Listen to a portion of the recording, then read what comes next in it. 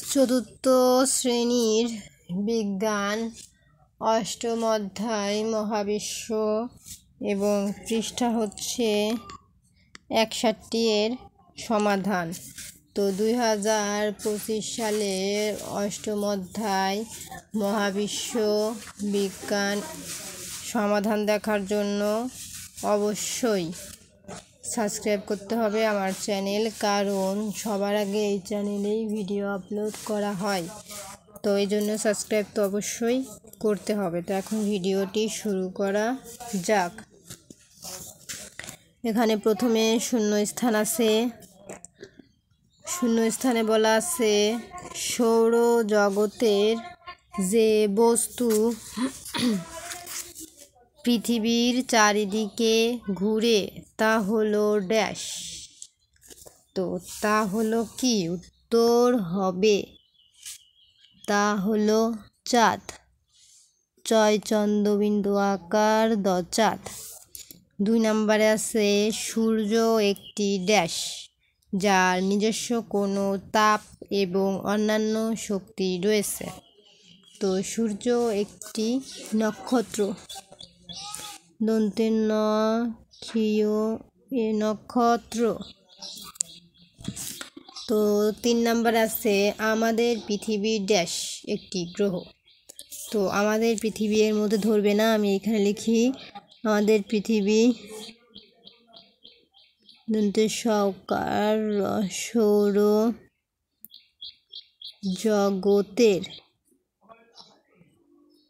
সৌরজগতের একটি গ্রহ। তারপরে 4 নাম্বার আছে গ্যালাক্সি, নক্ষত্র, গ্রহ, মহাশূন্য সকল পদার্থ এবং শক্তি এসব কিছু নিয়েই গঠিত হয়েছে ড্যাশ। তো গঠিত হয়েছে কি?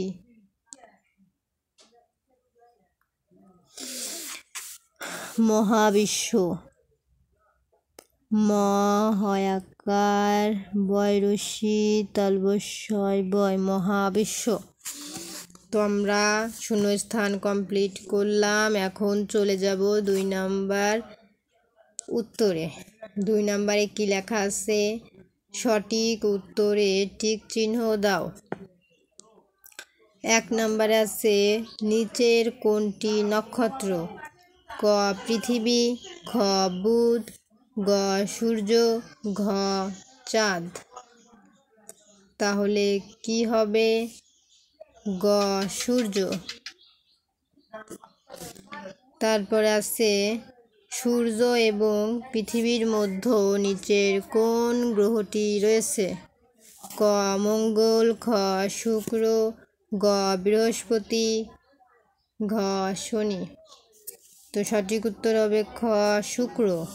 তারপরে আছে গ 3 নম্বরে সৌরজগতে কয়টি গ্রহ রয়েছে? তো আমরা সেটি দেখব। ক 7, খ 8, গ 9, ঘ 10। সঠিক উত্তর খ 8। এখন চলে যাব পরবর্তীতে 3 নম্বরে সংক্ষিপ্ত উত্তর দাও প্রশ্নের। 1 থেকে 3টি প্রশ্ন আছে। তো 1 নম্বরে আছে সূর্য থেকে অন্যান্য নক্ষত্র ছোট দেখায় কেন? তাহলে আমরা উত্তরটি দেখে নিই, এর উত্তর কি হবে। উত্তর, অন্যান্য নক্ষত্র সূর্য থেকে অনেক দূরে অবস্থিত, তাই এগুলোকে সূর্য থেকে ছোট দেখায়। এবং 2 নম্বরে কি আছে? গ্যালাক্সি কি? তাহলে আমরা গ্যালাক্সির উত্তর এখন দেখব। গ্যালাক্সি হচ্ছে নক্ষত্রের একটি বিশাল সমাবেশ। তো আমরা 2 নম্বরের উত্তর দেখে নিলাম।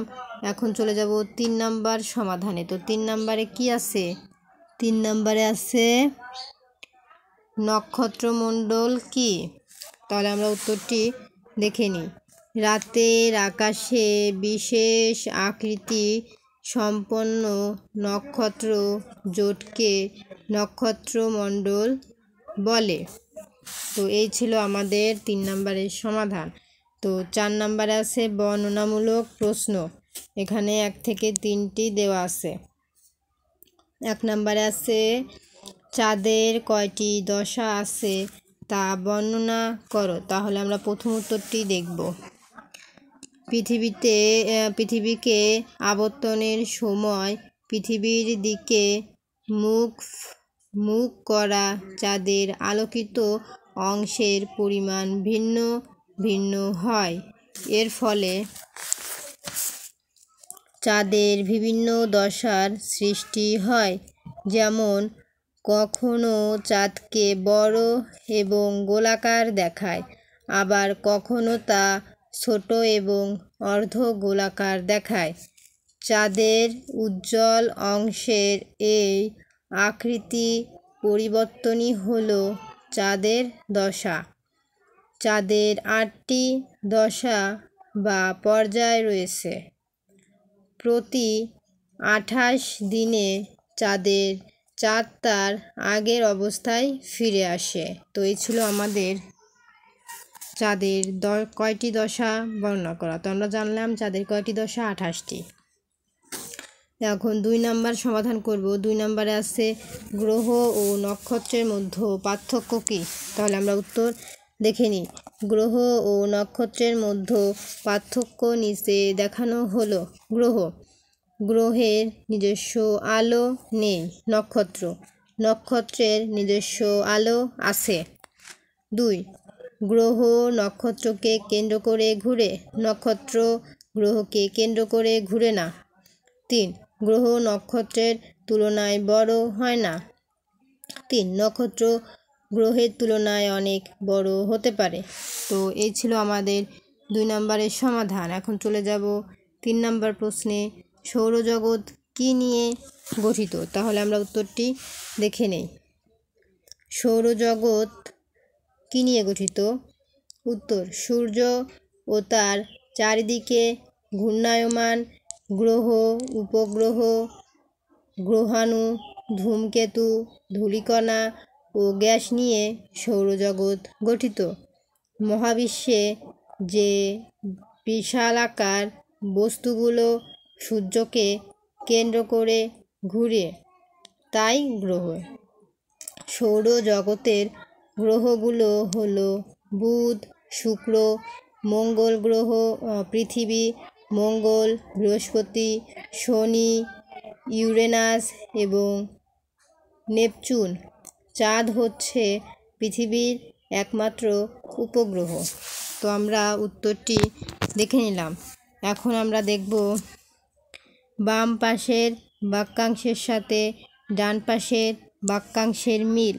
তো আমরা এভাবে লিখে নিলে আমাদের মিলাতে সহজ হবে। পৃথিবী কি? গ্রহ। সূর্য নক্ষত্র। তারপরে মিল্কি ওয়ে গ্যালাক্সি। তারপরে চাঁদ উপগ্রহ। তো এই ছিল আজকের মতো আমাদের ভিডিও। পরবর্তী ভিডিও দেখার জন্য সাবস্ক্রাইব মাই চ্যানেল।